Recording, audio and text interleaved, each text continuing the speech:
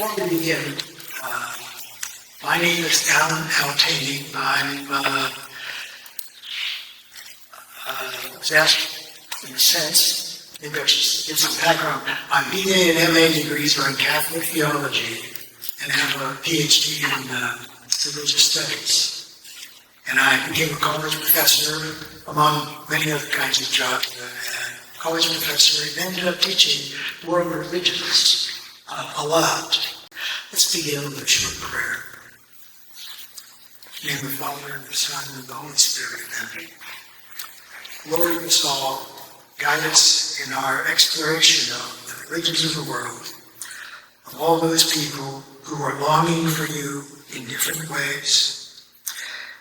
Help us be receptive to any wisdom and insights they can give to us, and help us see our own faith in a new, refreshed, and deeper way.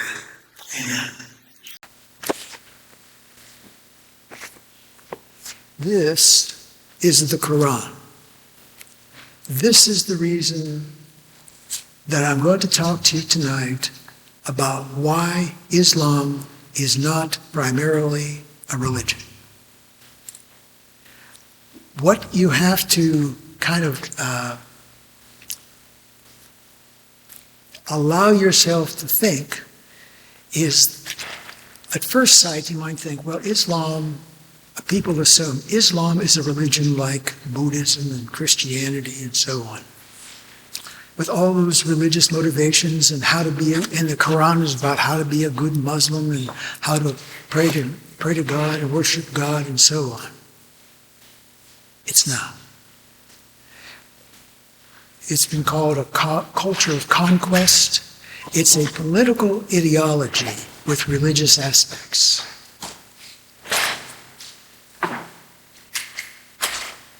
Islam means surrender. It means surrender to God. A Muslim is one who submits to God.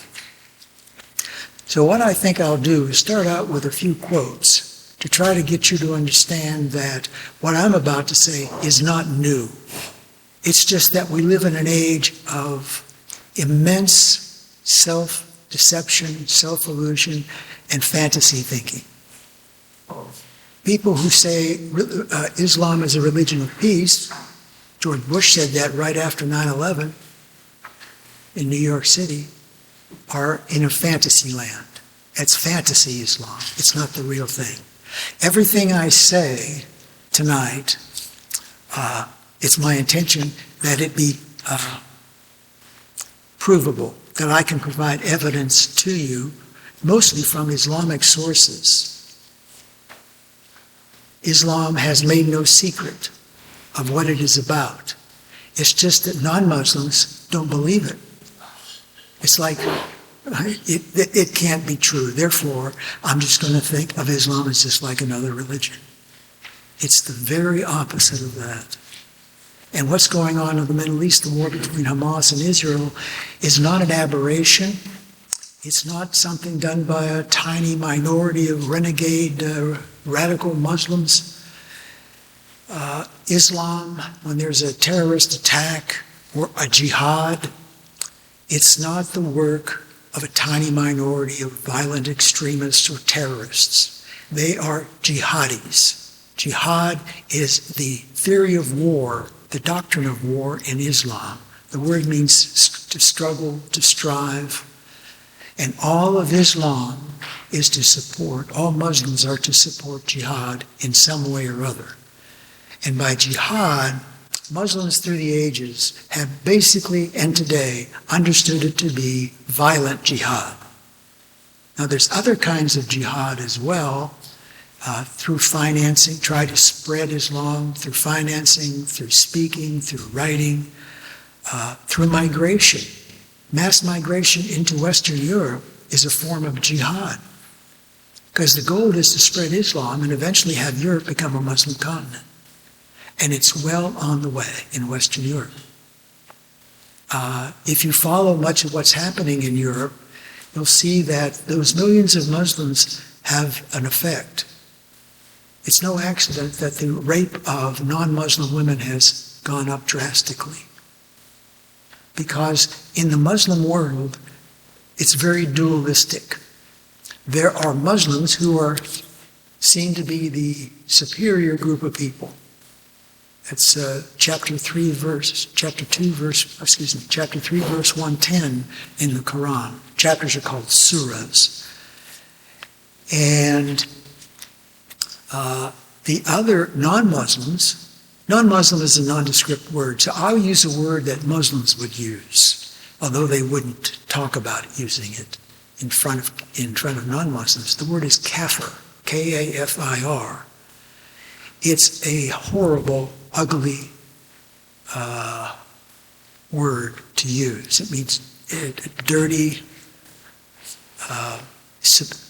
subhuman, worthless. That's what we are. We are the kafirs. The gold of Islam, and you have to believe this because they say it, it's written, it's spoken. The gold for 1400 years since the beginning of Islam and the life of Muhammad is to control the world, to have Islam the only religion and Sharia law, the law of Islam, over everybody. That is the goal. Not making it up. Let me read a few things to you. Before I start talking about Muhammad's life, because that's important in understanding Islam. There are two main teachers of Islam that you can find out all you need to know about Islam. You don't have to consult Muslim scholars, read the books of law, the jurisprudence books about Sharia law. Two, Allah, as found in the Quran, and Muhammad. What Muhammad said and did is the perfect example for all Muslims to follow for all time until the day of judgment. So, if Muhammad said it, or if Muhammad did it, it's blessed by Allah, and Muslims can imitate it, can do it in their own lives. Not just in the 7th century when Muhammad lived, but in the 21st century.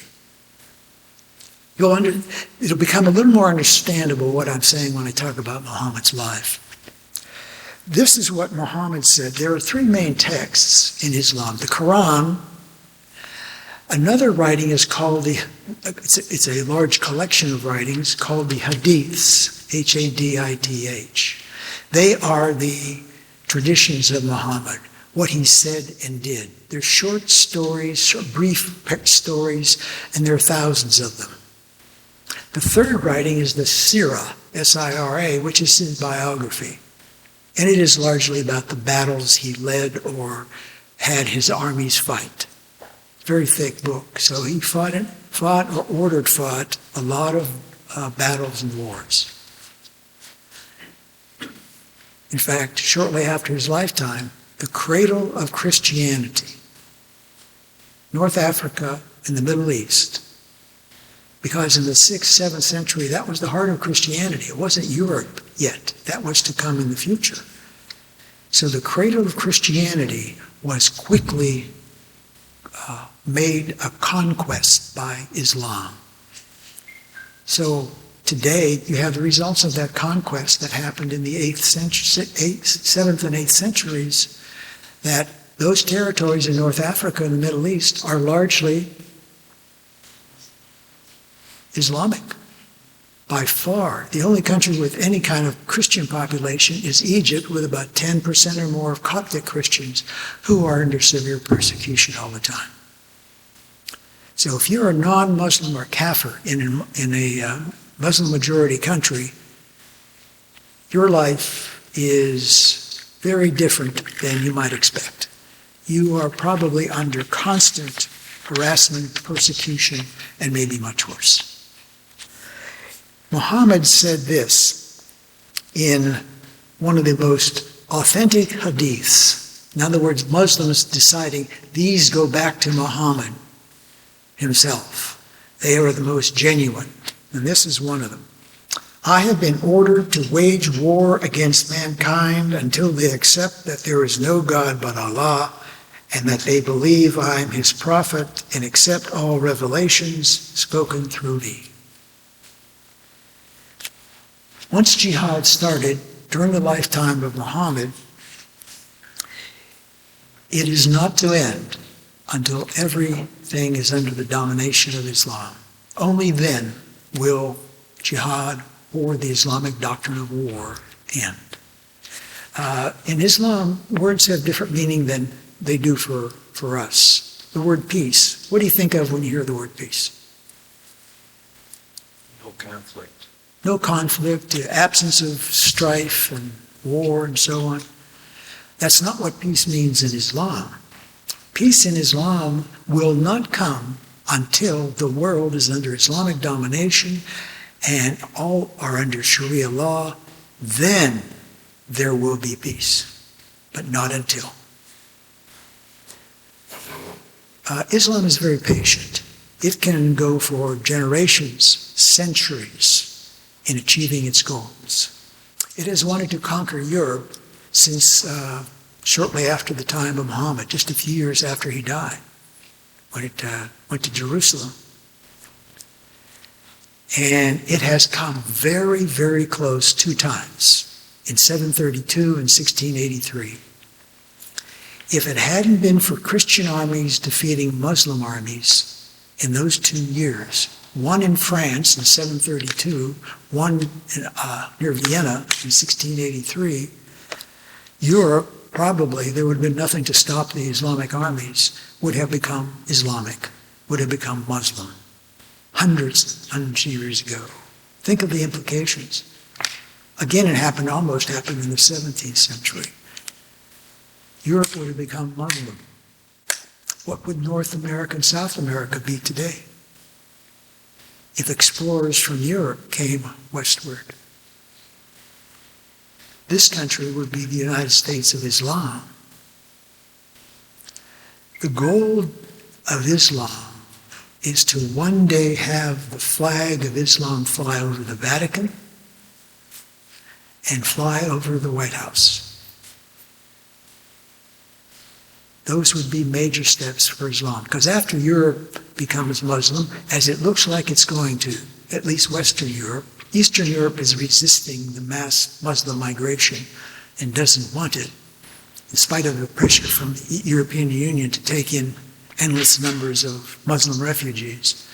Which is interesting. You know, Islamic countries don't take them in. They don't want them.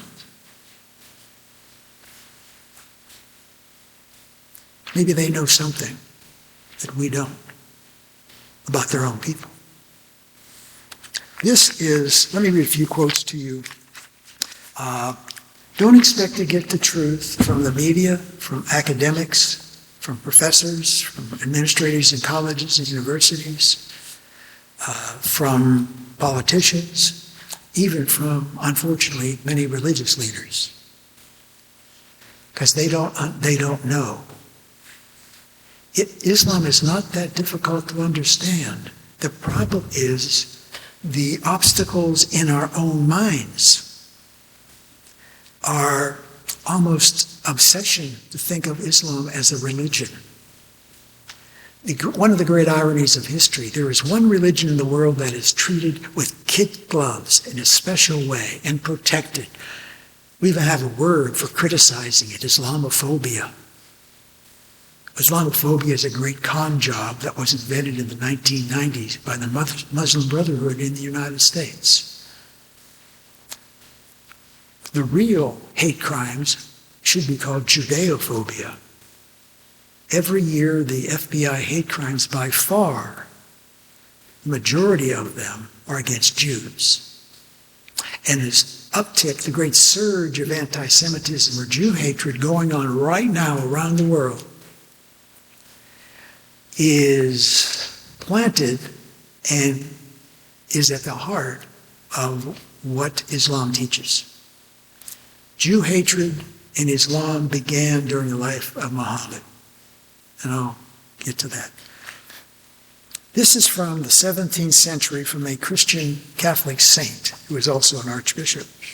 Think today if you would hear a religious or political leader speak like this. Muhammad did not prove his new sect with any motive, having neither supernatural miracles nor natural reasons, but solely the force of arms, violence, fictions, lies, and carnal license. It remains an impious, blasphemous, vicious cult, an innovation of the devil, and the direct way into the fires of hell. It does not even merit the name of being called a religion. Heard any politician or religious leader speak anything like that?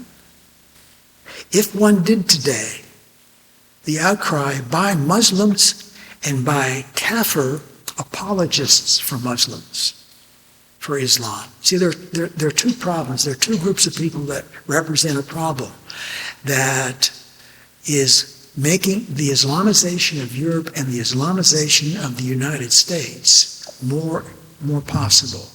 Of course, Muslims, and about almost 60% of American Muslims, who are usually thought to be much more moderate and so on, almost 60% of American Muslims indicated their approval of what Hamas did on October 7th in Israel. And we haven't seen the uncut video of what Hamas did to Jewish babies, girls, women, old folks. We probably couldn't take it. It'd be like looking at the fires of hell directly. The outcry from Muslims and Kafir apologists in the media, and there would be riots, there would be demonstrations, there would be calls, this person's life, archbishop or not, would be threatened. He'd have to have personal protection. His life as he knew it would be over because he said something negative against Islam and Muhammad. Islam, the greatest killer of human beings in history. Did you hear that? If you put together the number of people who were killed by Hitler, Stalin, Mao, Pol Pot, Genghis Khan, and a bunch of others, they wouldn't total the number of people Islam has killed in the last 1,400 years. It's blessed by Allah, the Islamic God. The word Allah means the God in Arabic.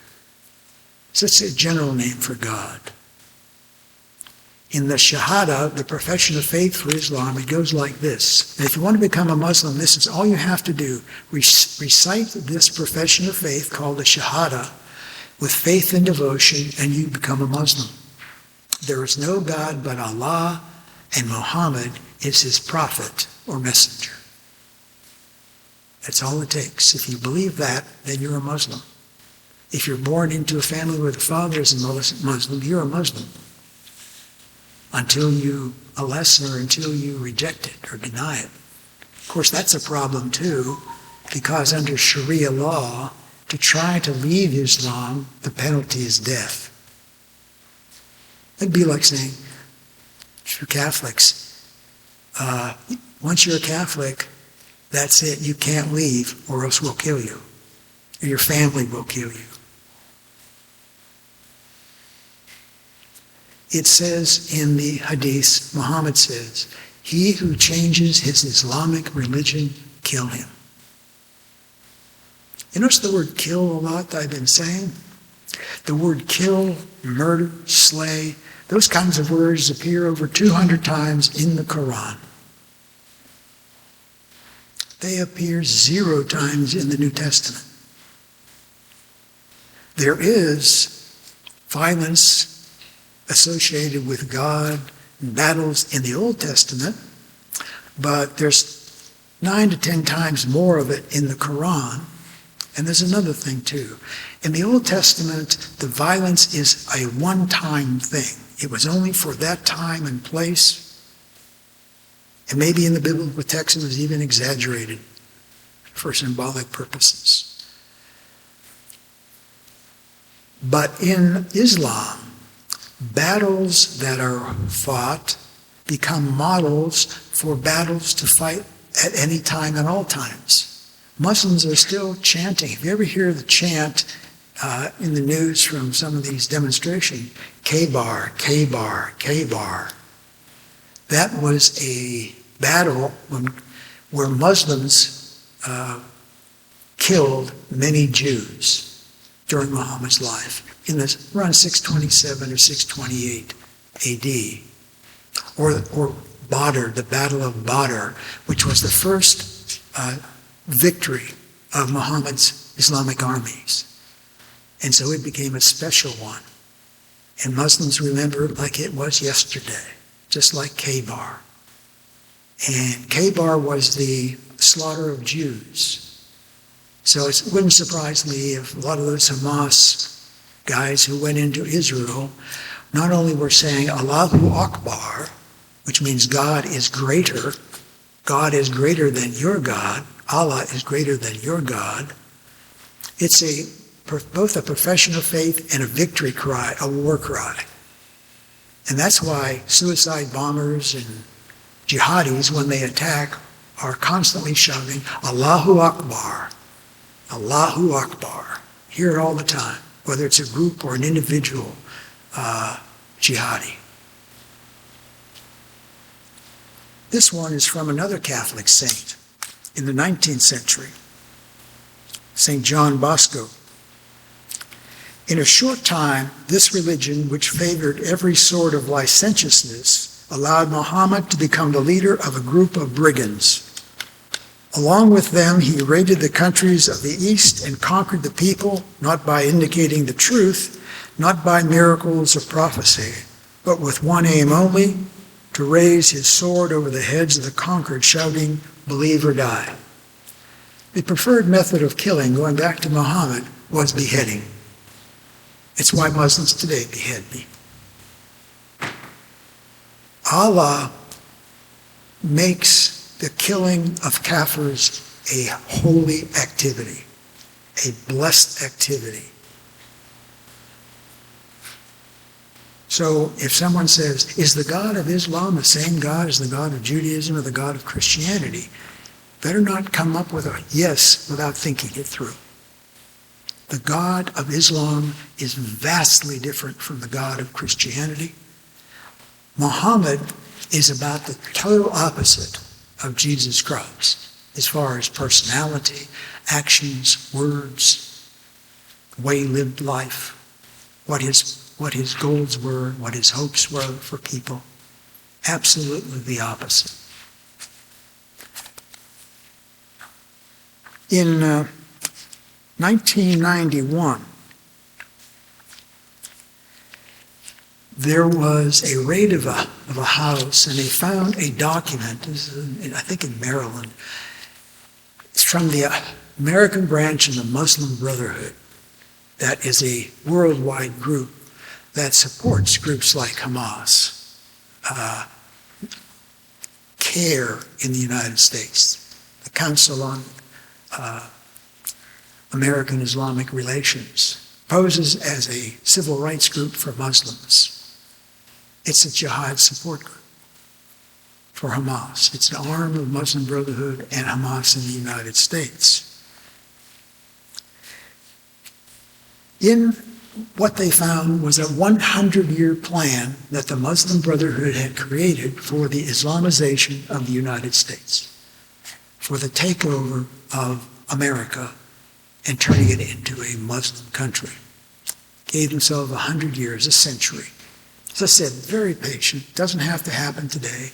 But remember, it's going on. The Islamization of America is going on 24/7, 365.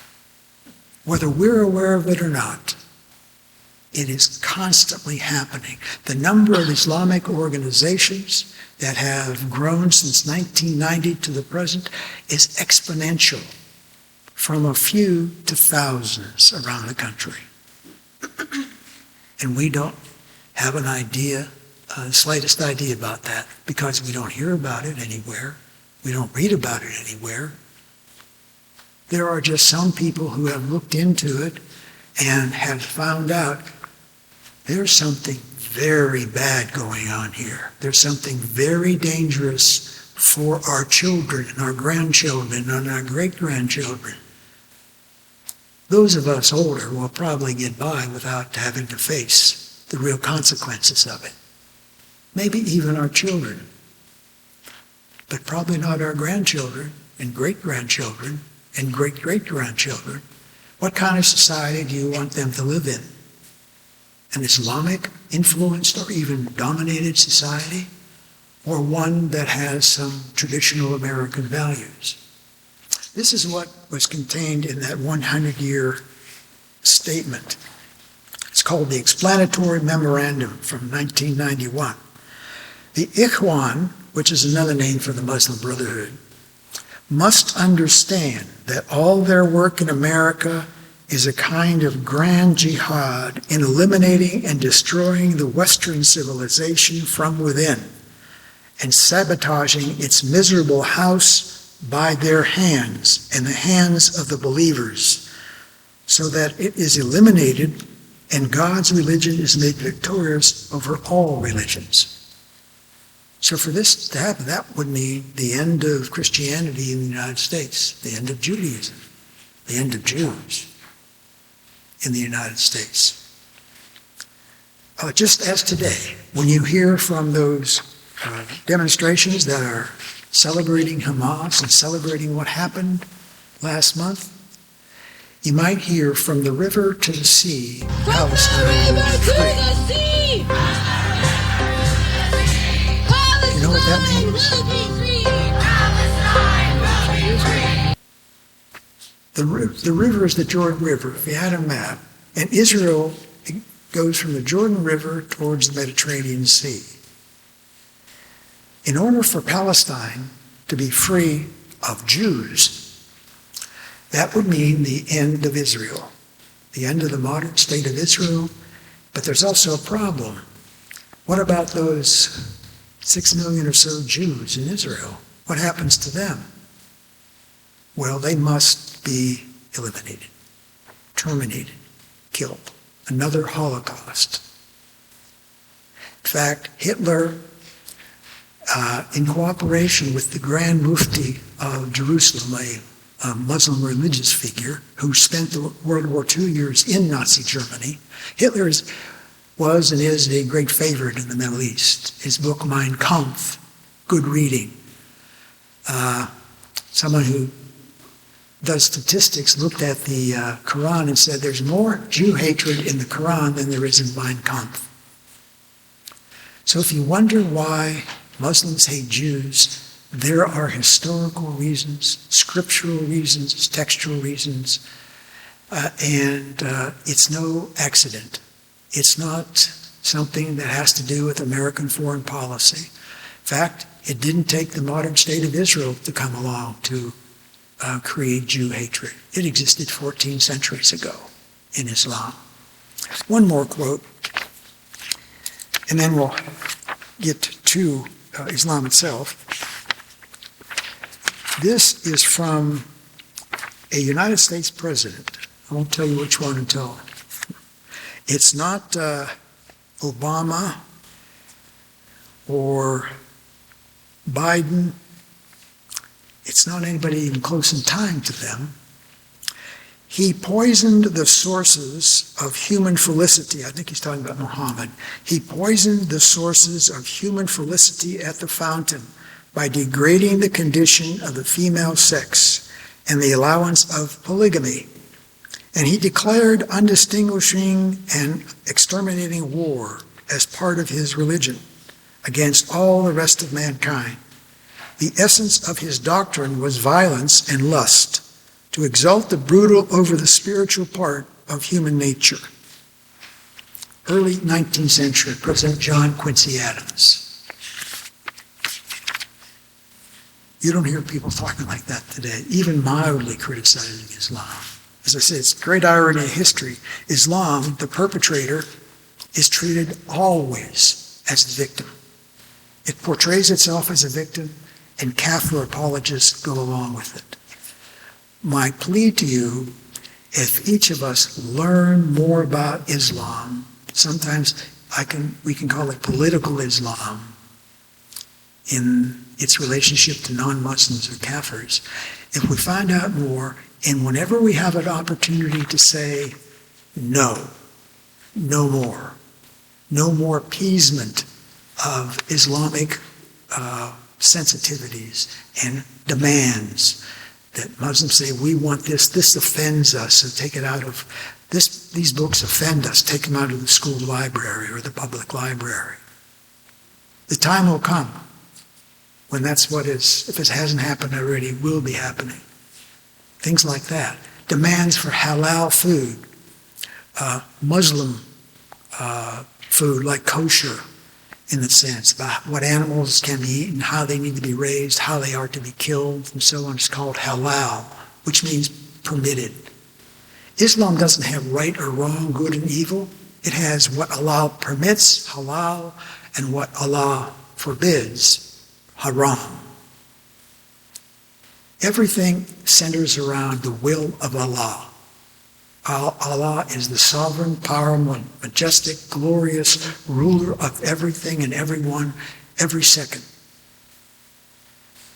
To call Allah Father, to call Muslims the children of Allah, would be considered blasphemous, because it would bring Allah too close to humans, kind of denigrate Allah by saying he has such a close relationship with these paltry human beings.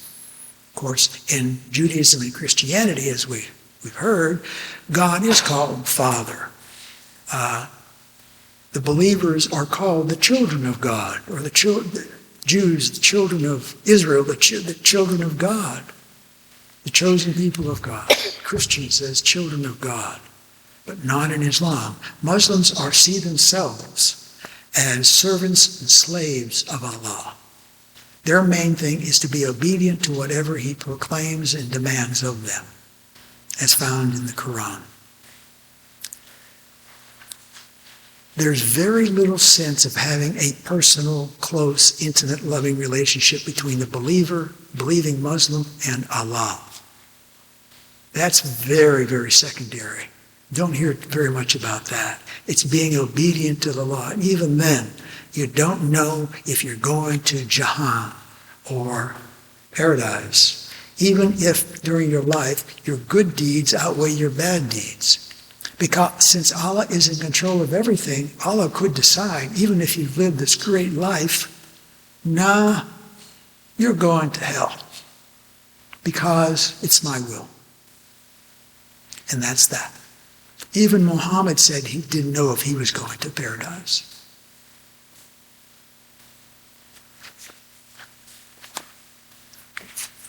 Who was this guy named Muhammad?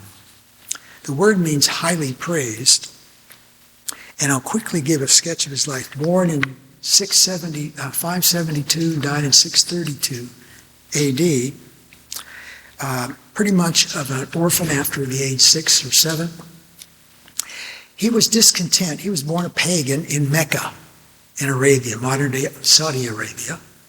And he would start going to caves on Mount Hira over Mecca, his hometown.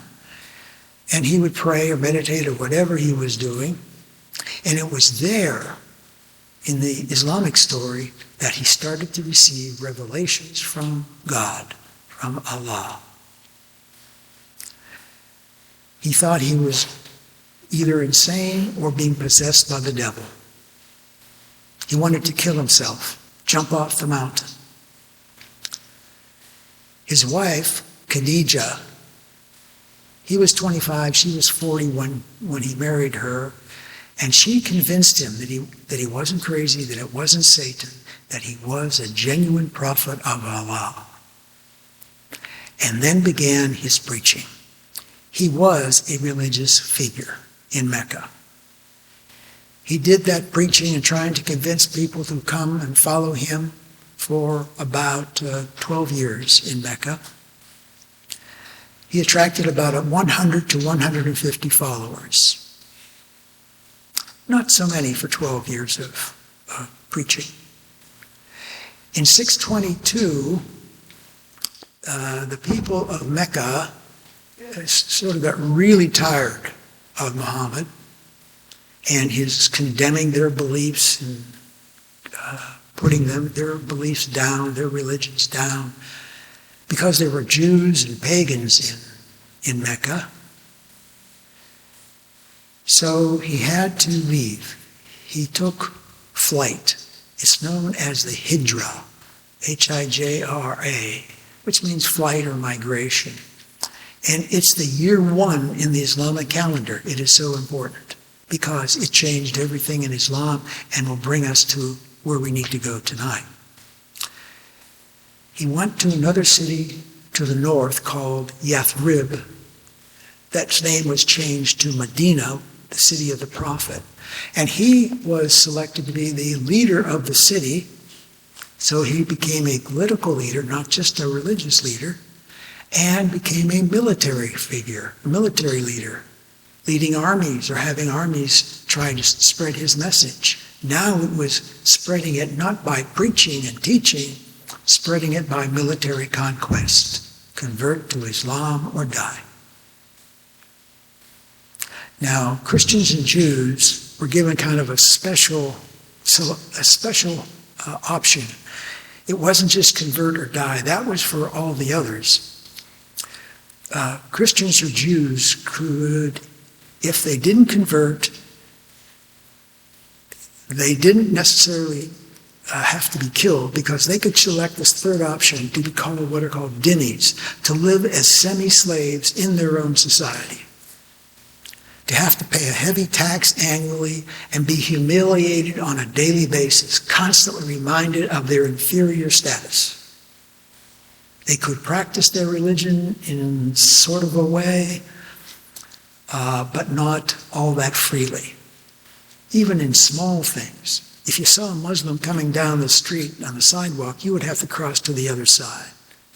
You don't want to pollute the Muslim by you, a Kafir, getting too close.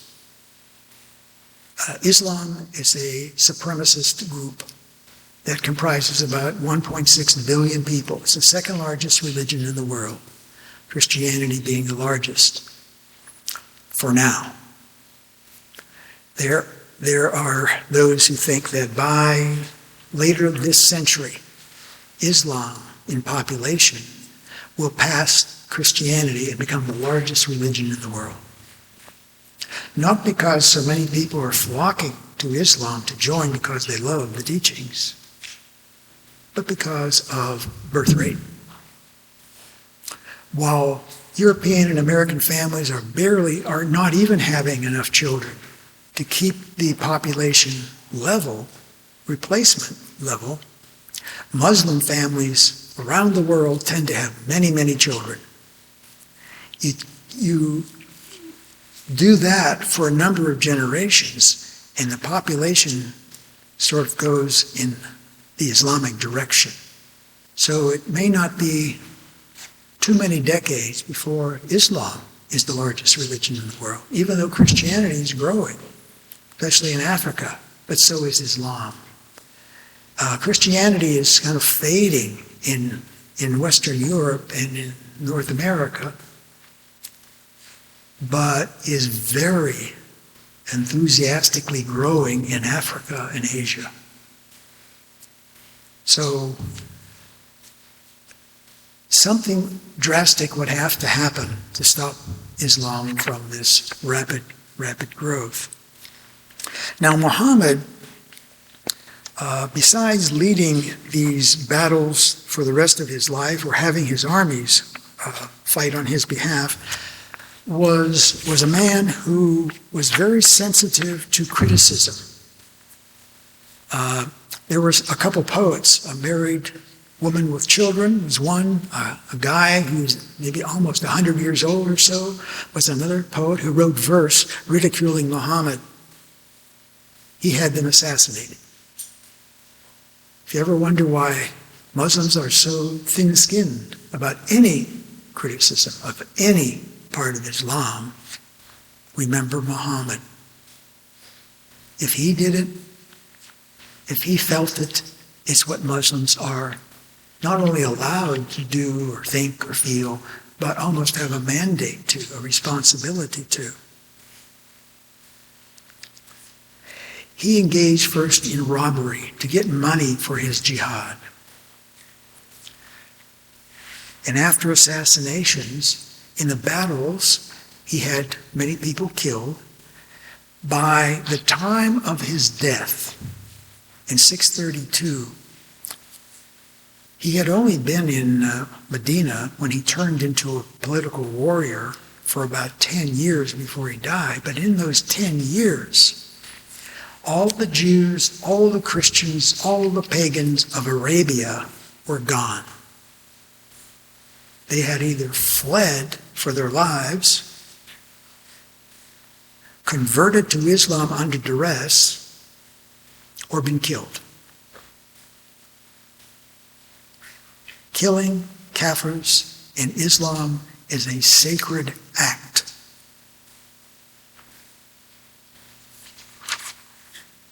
Hard to believe, isn't it? I told you, it's not a religion.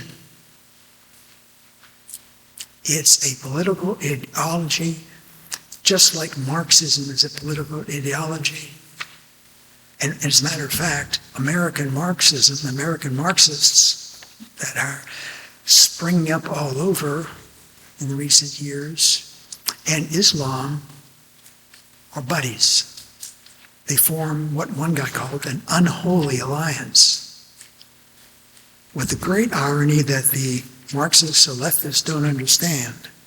If Islam ever got in control, one of the first groups it would destroy and eliminate would be Marxists and left-wing because of their atheism, their lack of values, their relativism, their nihilism, their spurning of traditional virtues. They would be the first to go. But for now, Islam is going to take advantage of piggybacking with them, because its goal is to spread by whatever means possible. Muhammad had a revelation where Muslim men can have up to 4 wives, polygamy. He seems to have had special revelations that applied to himself because he was allowed to have more than 4 wives. At one point, he had 11 to 13 wives one time, plus an unknown number of sex slaves, female sex slaves. He traded in black and white slaves. There's a long tradition of slavery in Islam from the time of Muhammad. Again, blessed by Allah in the Quran, has its source in Allah as sort of a gift to Muslims, that they can have multiple wives. They can have as many sex slaves as they can afford or want. They can rape Kafir women that they capture in battles, even if those Kafir women are married. Perfectly acceptable to rape them. It's an act of worship. There's one story I read, a woman who was raped by a jihadi said that while he was raping her, or afterwards, he would get down and pray and thank Allah for this opportunity to rape a Kafir woman.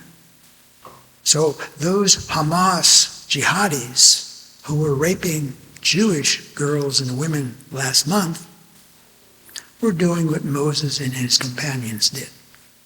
They were just following the moral example or the immoral example of Muhammad. Muhammad's favorite wife was named Aisha, Aisha. And the interesting part of that is he married her when she was 6 years old. He was about 50 years old. He consummated the marriage with her when she was 9, and he was 53. It's why in Islamic parts of the world, child marriage is so common. Girls, 13, 12, 11, even down to 9, being married by adult men, sometimes older adult men. Because, getting the point, Muhammad did it.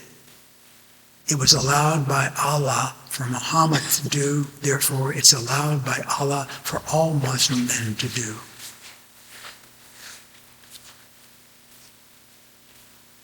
And I mentioned slavery. The number of slaves who died under the Islamic slave trade. You've heard about the European slave trade. That's probably the only one you've ever heard about. You probably growing up never read about the Islamic slave trade. It was just the European one that lasted for about 250 years. And the Islamic slave trade has lasted 1,400 years and still continues in places. And more were taken as slaves in Islam. And the death rate of Islamic slaves was much higher than the slaves taken by the European slavers. One of the main reasons for it was Islam castrated, particularly in Africa, African men whom they captured for the slave trade. They castrated them, full castration. 80 to 90% of those men died because of loss of blood. Besides having them on forced travel over through deserts and unhospitable territory to the slave trading cities on the coasts of Africa. Islamic slavers went into Europe and around the coast of Europe captured about 1 million Europeans, with their favorite being blonde, blue-eyed, white women to send back to the harems of the Middle East.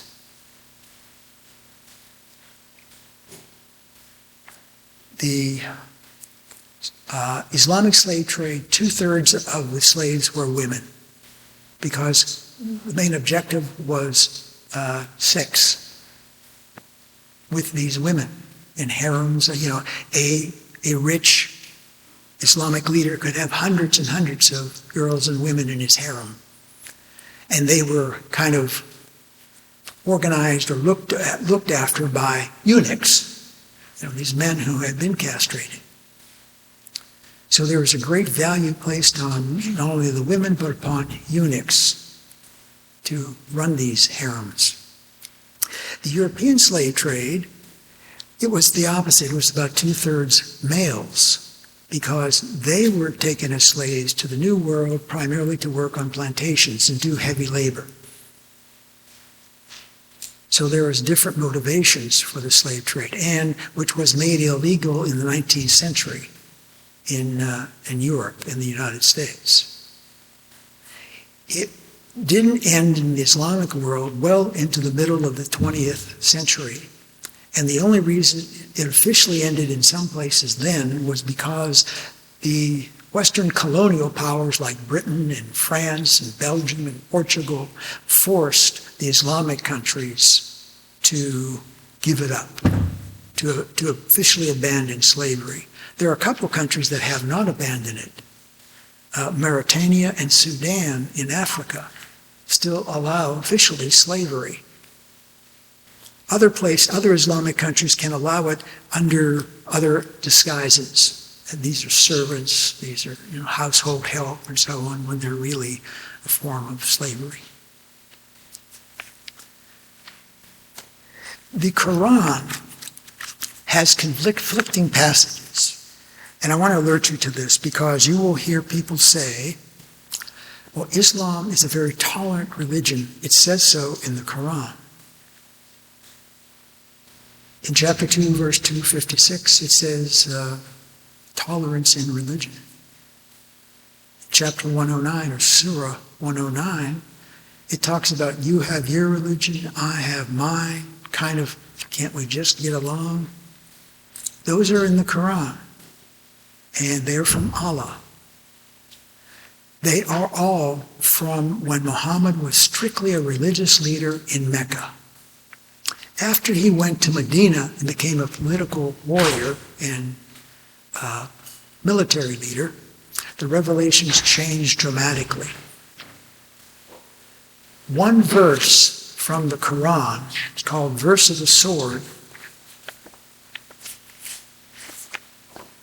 made all those nice sounding verses, I think about 124 of them, obsolete.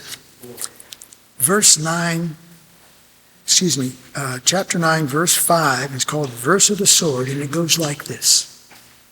Then, when the sacred months have passed, kill the idolaters, and that is everybody who's not a Muslim. Remember, Christians and Jews are kafirs in this regard. Kill the idolaters wherever you find them, and seize them and besiege them, and sit and wait for them at every place of ambush. What is really unique about this book is that almost 2/3 of it deals with kafirs. It would be like saying the New Testament, 2/3 of the New Testament doesn't deal with being a follower of Jesus or how to be a good Christian, but it deals with all those who are not Christians in a very hostile way. That's not how you read the New Testament, that's not what's there.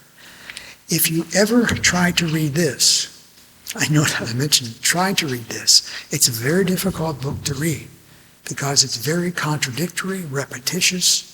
For example, the story of Moses and the Exodus appears over 30 times. What book is that? The Quran, Oh. the Muslim holy book. Quran means recitation. Remember, it comes from, it's dictation from Allah. It's not through human authors like Jews and Christians think of inspiration, God inspiring human authors to write what he wanted said, but the human authors had a role in it based upon, their abilities in writing literature and so on. In Islam, it's pure dictation through the angel Gabriel to Moses, the word of Allah, because it's believed there's an eternal Quran in heaven, and the Quran in this world is an earthly replica of the perfect, eternal, infinite Quran in heaven. So Muslims take it absolutely, literally, every single word of it, because it's Allah's word direct from his mouth.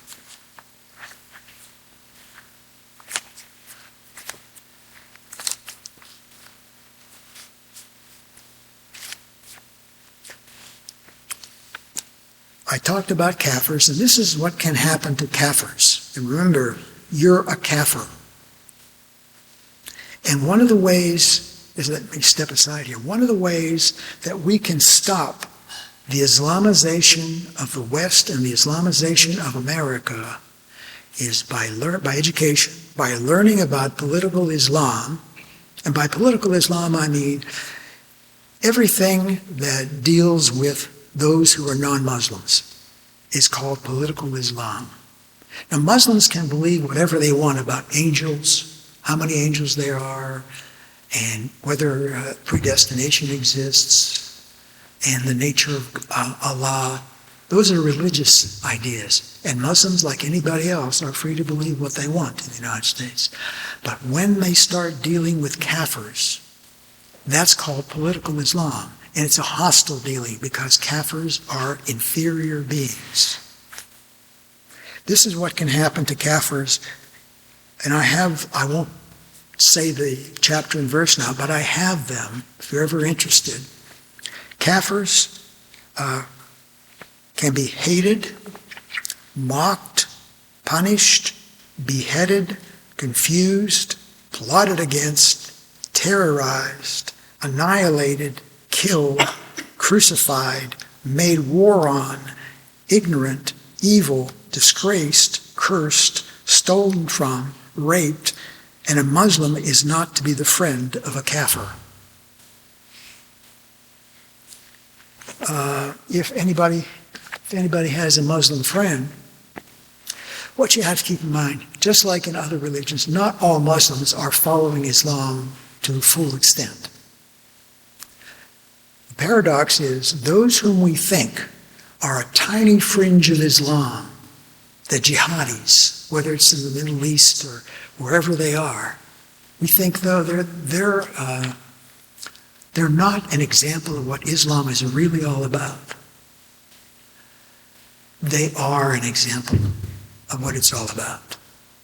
They are the devout ones. They are following Islam devoutly, as fully as they possibly can. When a jihadi blows himself or herself up in order to kill others, mostly Kafirs, sometimes other Muslims who are believed to be not good enough Muslims, or there's a conflict between the two main branches of Islam, Sunni and Shia, who hate each other and have for 1,400 years, and they kill each other. That's what we found in Iraq when the United States got involved there. You had Sunni and Shia murdering each other, blowing up each other's mosques with people in them. But most of the time, it's Kafirs who are the ones killed. Interesting that in Islam, suicide is forbidden. So how can a person, a Muslim jihadi, blow himself up in order to kill people and not break the command not to commit suicide? It's very simple. It's not considered suicide. It's considered making a sacrifice for Allah, a martyr operation. So the one who blows himself up is considered a martyr. And back home, the Islamic ruling group of the government may give the family a large sum of money. This goes on in Palestine, in Gaza, after a jihadi has blown himself up and killed some Jews in Israel. His family will be given a big bunch of money. Maybe a street will be named after him. His picture will be on posters or signs on the streets. He'll be a hero. So little Muslim children in Gaza are growing up not having heroes who are soccer players or football players or actors or whatever they may be, but who are martyrs for Islam, who are jihadis, who are blowing themselves up for the sole purpose of killing Kafirs. Remember, this is blessed by Allah. It's not a deviation from Islam, that somehow Islam has been corrupted by this group of people. This is what we all need to understand. It's not a distortion of the real Islam. It is Islam. Islam is jihad, and jihad is Islam. If jihad never had come about, I wouldn't be talking about Islam right now, because it probably would have died with the death of Muhammad. It was only because of jihad that it began to spread. I mentioned in Mecca, 150 believers maybe.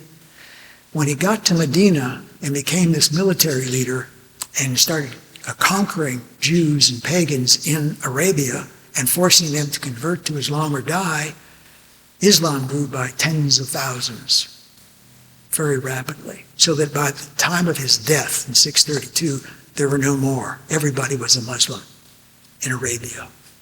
And then it spread to the Middle East and North Africa, and what had been Christianity soon became Islamic countries.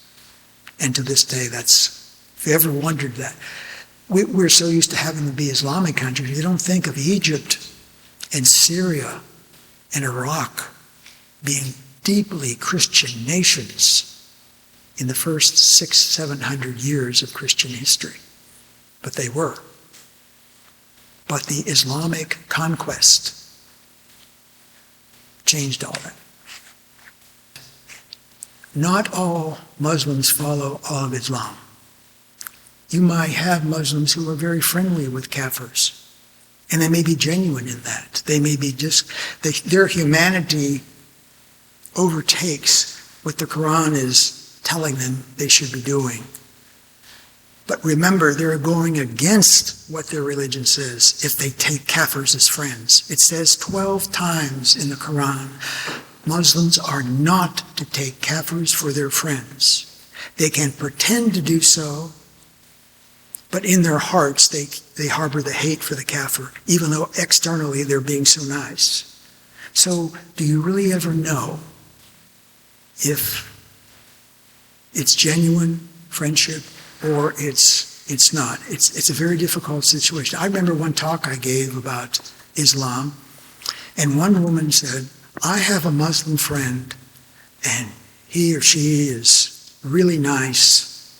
Therefore, what you are saying about Islam can't be right. And she never came back. There's a series, I guess, too. That's all that she could think. She knew a Muslim who was nice, therefore everything that I was saying about Islam was wrong because this one nice Muslim proved it. Well, there are a lot of nice Muslims. And I'm not talking about condemning people. I'm talking about an ideology. You could put it this way. Muslims are the first victims of Islam. They've grown up with the sanctions of hate and violence towards Kafirs as almost part of their DNA for 1,400 years. I want to get back to the Quran. I had mentioned to you that there are verses of tolerance, more peaceful verses in the Quran. But in verse 106 in chapter 2, there's a verse that's called the law of abrogation. Abrogation means to replace, to give something better or stronger than the original thing. That verse of the sword and other violent verses about killing Kafirs abrogated, replaced all of those peaceful, tolerant verses. All came from Islam, from Allah, but the stronger ones are the more violent ones. But when you have a Muslim, what Islam will quote to you would be those early verses from Mecca. They will not quote to you the later verses from Medina, the violent ones, which are the stronger ones, which are the ones to be obeyed. Which ones are true? To be tolerant or to kill the kafir intolerantly? They both are true. In a way, one is more true than the other. And the one that's more true are the later ones and the more violent ones. Islam believes in a day of judgment, believes in an afterlife, a heaven and a hell, a paradise and hell. It's very similar in a way to Christianity and some of Judaism. It believes in angels, the books that I've mentioned, believes in a series of prophets and messengers, that there are 25 major prophets. And the 24th one was Jesus, who is in the Quran. He's known as Isa, I-S-A, in the Quran. And he's not the Jesus of the New Testament. He's basically a vague figure whose main purpose is to point toward Muhammad as the last and greatest of the prophets, greater than himself, greater than Jesus.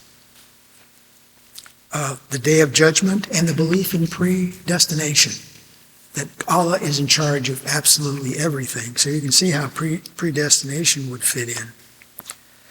There, you've heard of probably the 5 pillars of Islam. We go through those briefly. The Shahada, which I mentioned, the profession of faith. There's no God but Allah, and Muhammad is his prophet. The Salat, that's a prayer 5 times a day. Sometimes being early in the morning. And what you have now starting to happen, like in Minneapolis, I think, and in New York City, Muslims are demanding that they be allowed to broadcast the Adhan, the call to prayer 5 times a day. How would you like to be living next to a mosque with loudspeakers? In the old days, it used to be just a mezuzah who would call out the call to prayer. The first one especially, wake up, it's time to pray, it's time to pray. But today, with loudspeakers, very loud loudspeakers, you would start hearing something like 4:30, 5 o'clock in the morning, the call to prayer every single day. And 5 times a day, that's what you would hear. Muslims demand it, and there are cities that appease any Muslim demand. They don't want to defend Islam, or they're afraid of what Islam might do to them. There may be violence if they don't acquiesce. That's what we have to do to stop the Islamization of America, is not continually appease Islam out of fear. St. Catherine of Siena in the 14th century said, proclaim the truth and don't be afraid. And don't be silent through fear. Islam is counting on it. That everybody will be so afraid they will get whatever they want, whenever they want it. The third of the 5 pillars is zakat, charity to other Muslims only. It's not charity to Kafirs, because Kafirs are inferior. You don't help them. You help only other Muslims. And this zakat, this charity, can be used for jihad. So if you are supporting an Islamic charity that proclaims itself a charity helping the poor and downtrodden, you could be supporting violent jihad, because some of the money could get back to jihad support. Sawm is fasting during the month of Ramadan. Muslims are fast from sunrise to sunset. They can eat whatever they want at night, but no drinking, no water, no food during the day. And the last is the Hajj, the pilgrimage to the pilgrimage to Mecca, the heart of the Islamic world. Only Muslims are allowed in Mecca. And all Muslims are to make this pilgrimage to Mecca at least once in their lifetime, if they can at all afford it or their health allows it.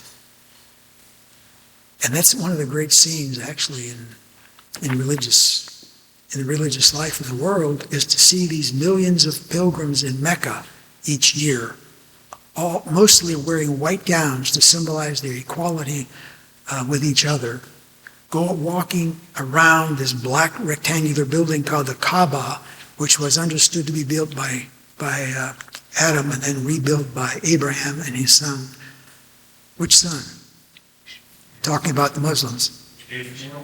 Ishmael. Christians and Jews talk about being descent from his other son, Isaac. But Muslims see their descent coming through Ishmael. Before I run out of time, I want to talk about the role of women in Islam, how they are perceived. Because this is very important. Women, half of the population. Well, in verse 34 of chapter 4, it says men are superior to women. It's also the same verse that says a husband, if he feels his wife might become disobedient to him, has a path to follow. First, he can talk to her about it. Second, he can have her go sleep in a separate bed. If none of that works, he can hit her. He can beat her. So a Muslim man is allowed to hit his wife. He's not to break her bones or mar her face, but it is perfectly fine because it's in the Quran. I mentioned child marriage based on the example of Muhammad. Female genital mutilation, hundreds of millions of Muslim girls and young women have gone through female genital mutilation. Wasn't created by Islam, but Islam has fully embraced it. Polygamy. Women are only allowed one husband, and a woman cannot marry a Kafir man. Not allowed to marry a Kafir man. A Muslim man can marry a Kafir woman with the idea that he's going to convert her to Islam. A woman's testimony in court is worth 1/2 of that of a man. A woman can receive only 1/2 of the inheritance that her siblings might receive. A man can easily divorce. I divorce you, I divorce you, I divorce you, and the marriage is over, if a Muslim husband says it. It's much more difficult for a woman to get a divorce. Women are to cover themselves, And it goes from the hijab, which is just the head covering, to all the way to the burqa, which is the full covering. You've probably seen it, usually in black. You can't see the woman's face. There's like little lattice work that they can see out a little bit. You say, why? Why is that? Well, it says for women to be covered in the Quran, so therefore it has Allah's justification. But practically it also has another meaning. In Islam, evidently, this is my take on it, men are seen as unable to control their sexual desires. So it's the responsibility of women to hide themselves, to mask themselves to men who are outside their family. If a woman goes out in this Muslim country without any kind of covering, including the hijab, which only covers the hair, she is basically inviting men to her and could be raped.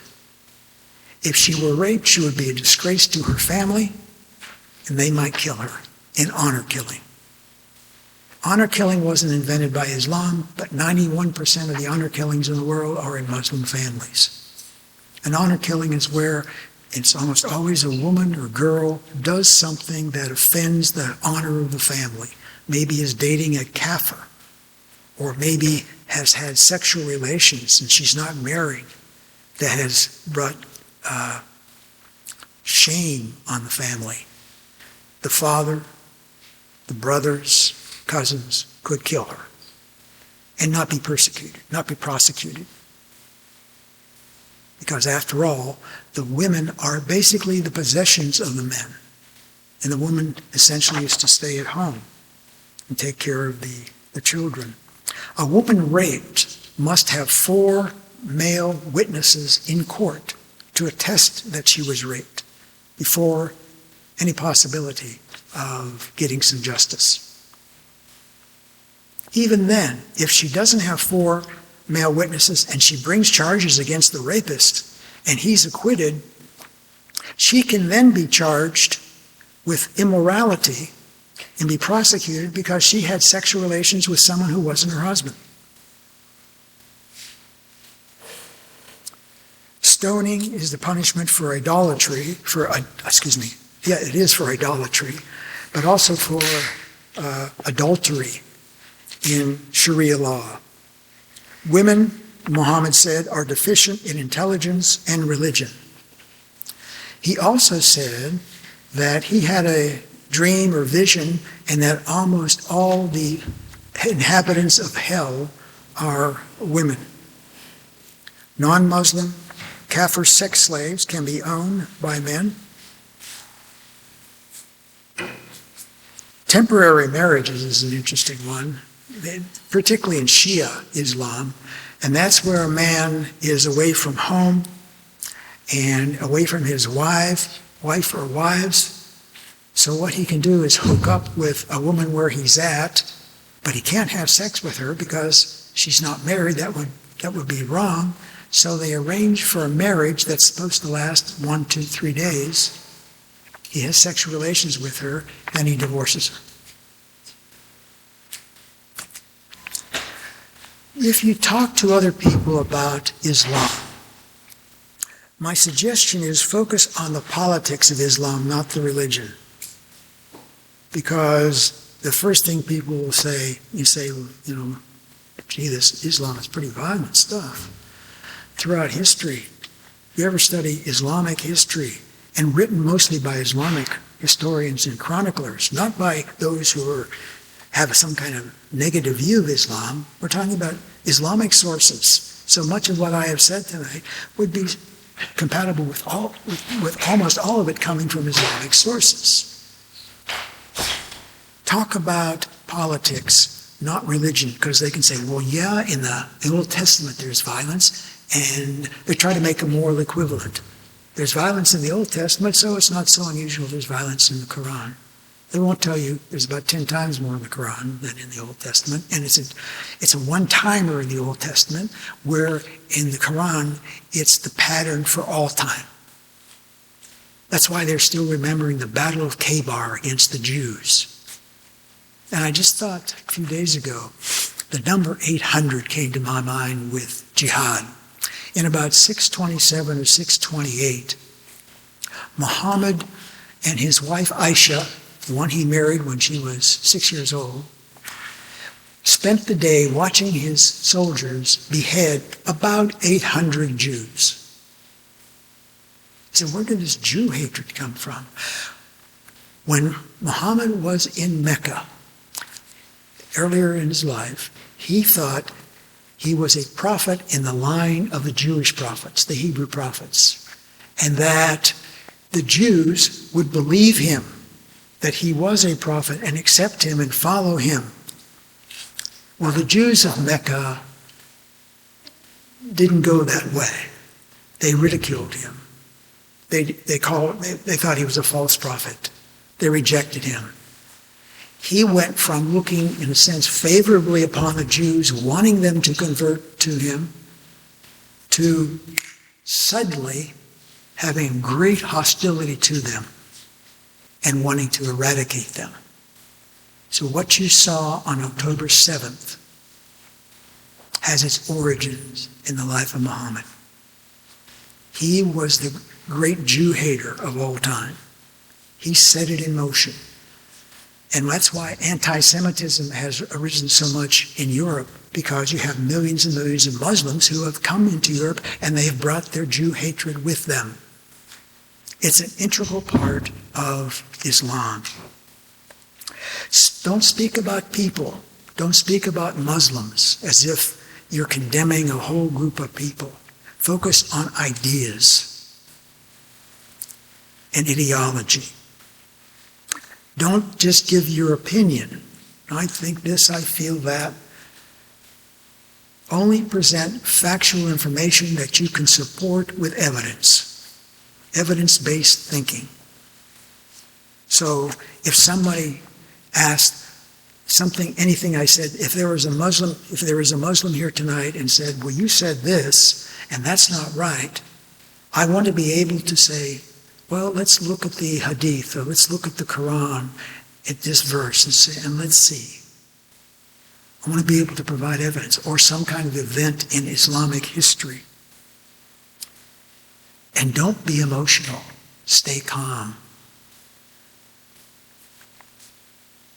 Focus on your evidence-based critical thinking that you have learned. I hope what tonight is just a little seed to encourage you. For some it may be to scare you, but to encourage you into finding out more about what I'm calling political Islam. Think of it as one of your contributions to the future of your family, the future of your country. The more you find out, the more you're able to stop the advance of political Islam by not appeasing it, by resisting it when it needs to be resisted, even in what you think are the smallest ways that you might have the opportunity to do. If instead of being a small minority of people in the United States who know what Islam really is, and its story and history really is, one guy said that Islam has been responsible for 270 million deaths. That's a lot, even if it's an exaggeration. I don't know, maybe it's an undercount, I don't know. But hundreds of millions, at least scores of millions of people have been killed by sanctioned murder. Allah, God-blessed murder by followers of Allah and Muhammad. It says in Quran chapter 8, verse 12, I shall cast dread into the hearts of those who disbelieve, so strike above their necks and strike off all their fingers. And that means strike above their necks. That means behead them. Became, even from the Quran, preferred way of killing. This is from chapter 33, verse 61. They, the Kafirs, will be accursed.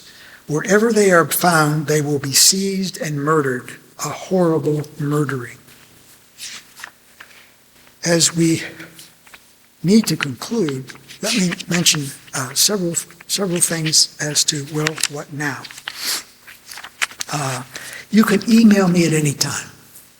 Please feel free to. If you want more resources, I'm going to send out a few in an email to you, kind of concluding our series. Some resources also on the war in the Middle East that might help you understand it better than 99.9% of the American public. If you understand how Israel came about, why, that there is no possibility of a two-state solution in the Middle East because Islam doesn't want it. Islam wants a one-state solution, an Islamic state where Israel now is, and Israel gone. Yes. You mentioned the Uyghurs last time. What are the Uyghurs? Uyghurs are Muslims in China, and they're being persecuted in concentration camps. Some might say a genocide against the Uyghurs of China, and we don't hear about that. See, your media will only talk about things that fit in with its agenda and ideology. That's why you don't hear about what I mentioned 800. There were 800 Jews beheaded by Muslims' army that he watched. You jump ahead to 1480 in southern Italy. The Islamic forces went there, and they took the women and children as slaves, and at a hill outside Otranto, Italy, southern Italy, they beheaded 813 Christians. Jump ahead to 2023. A few days ago in Sudan, I don't know how many of you saw this in the news. In Sudan, Islamic jihadis executed, murdered almost 800 people, most of them Christians. 800, that's a lot. Yes, it is. Did you hear about it in the news? No. Think about that. 800 people were killed in Africa, and you haven't a clue if you didn't read certain news sources.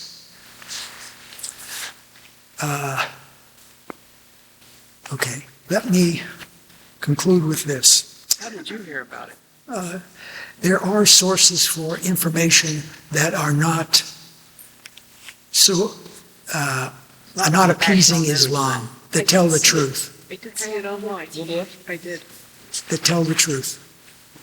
Civilizational wars going on with Kafirs. See, Islam is a civilizational system, not a religion. It's a whole way of life from everything that goes into it. Sharia law, which I really didn't talk about much. You know, the penalty for apostasy, trying to leave Islam, is death. The penalty for blasphemy, criticizing Islam, is death. The penalty for being homosexual is death. The penalty for adultery is being stoned to death. The penalty for being caught in a robbery is to have one or both hands amputated. This is the Sharia law that Islam wants to spread around the whole world. There's no freedom of speech, no freedom of press, no freedom of religion, no freedom of assembly, no freedom of artistic expression in Sharia law. It's totally contrary to Western constitutions, and especially the United States Constitution. There's no combining them in any way. They're absolutely contradictory. You have to make a choice. If a Muslim is running for a political office, I think it's fair to say, what is your allegiance to Sharia law? Which is most important to you? I mean, they may lie to you, because in Islam there's something called taqiyya, which is Muslims are allowed to lie if it will be for the good and spread of Islam. Allah would sanction it. The problem with the civilizational war going on is that we Kafirs are unaware of and not prepared to win it. It is a form of war. The jihadis are out against us. Remember, it's not just violent jihad. In Europe and the United States, they don't have to have armies like in the past to try to battle Christian armies. They can do it through stealth jihad, more quietly, writing, migration, speaking, finances, creating Muslim organizations, building mosques all over the place. And in Western Europe, all these new mosques are probably filling up while the Christian cathedrals and churches are emptying out. That's what Western Europe is facing. Aren't there places here already that have Sharia law? It's against the American system for any law outside American law to exist in the United States. In Michigan, there's Dearborn Heights in Michigan. The mayor and all the city council are Muslim. And what they have recently done is allowed Muslims in Dearborn Heights to slaughter bulls and other animals in their houses and backyards as a part of Islamic rituals of sacrificing animals at certain times of the year. Our ignorance of political Islam, including our refusal to learn about it, makes us weak and vulnerable. We need to become educated so we can rescue our civilization from future disaster in a non-violent way. The way I'm talking about resisting, not appeasing political Islam is a non-violent process. There's not a need to resort to civil war and weapons. If the public would resist Islam and not appease it, its advance would halt very quickly in America. The problem is so many Americans are profoundly asleep. They have no clue of what is happening. It's even worse than that.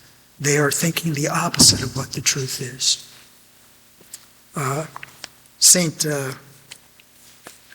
Teresa of Avila said, truth suffers. We're in a time where truth is suffering.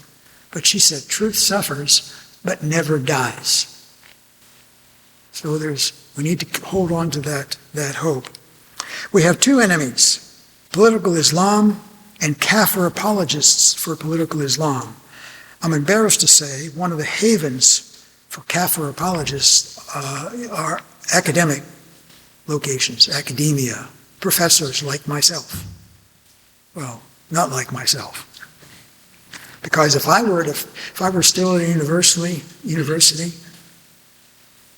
and I try to give a talk about political Islam with some of the stuff I said tonight, You'd be fired.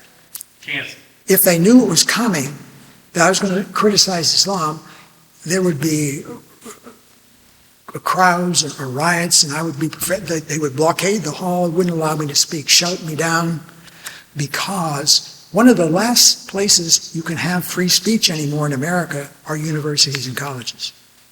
It's the place where free speech is supposed to be key. Free speech, free thinking, freedom of exchange of ideas.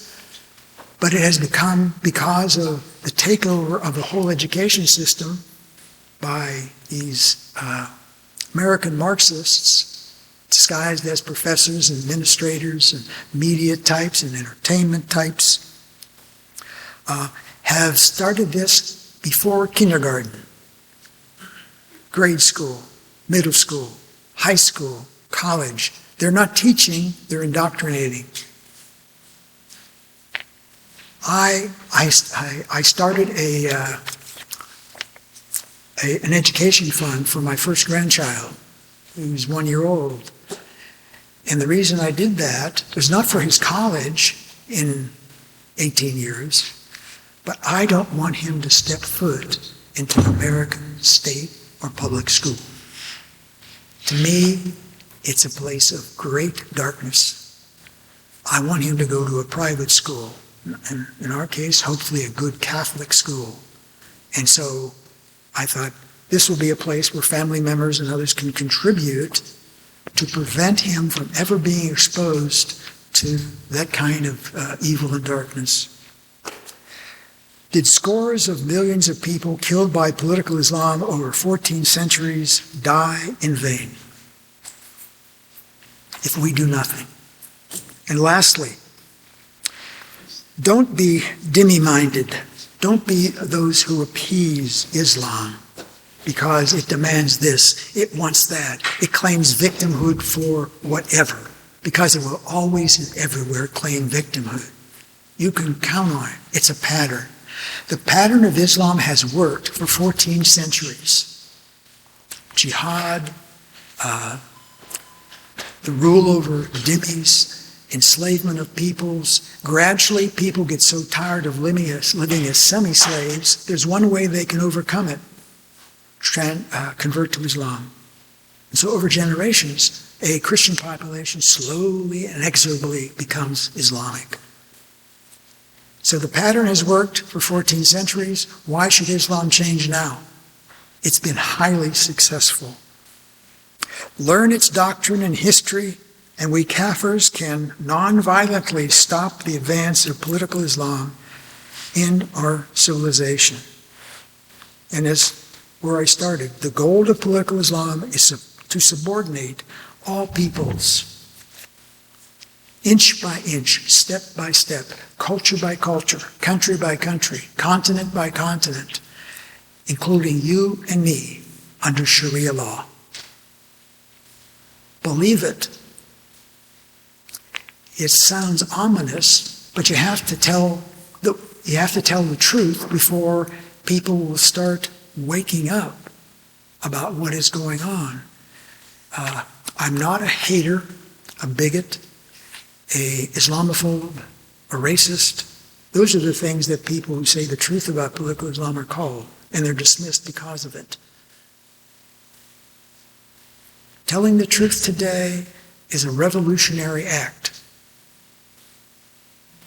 It's not so common. Pascal in the 17th century said truth at his time was so unappreciated that in order to know the truth, you had to love it. We have to love wanting to know the truth. And that's part of our religious commitment, to know what is true. Whatever it is. The 20th century American writer, Flannery O'Connor, said, truth isn't measured by our ability to stomach it. It's not just what we can accept that is true. Even things that are very hard to swallow, let alone digest, can be true. And we need to know about those things. Well, I've run over tonight. I want to thank you for attending. You can contact me at any time by email if you have any questions. You're looking for some resources, online resources or books or any of those sort of things. Please feel free to let me know, and I'll try to help if I can. And I really appreciate your being here.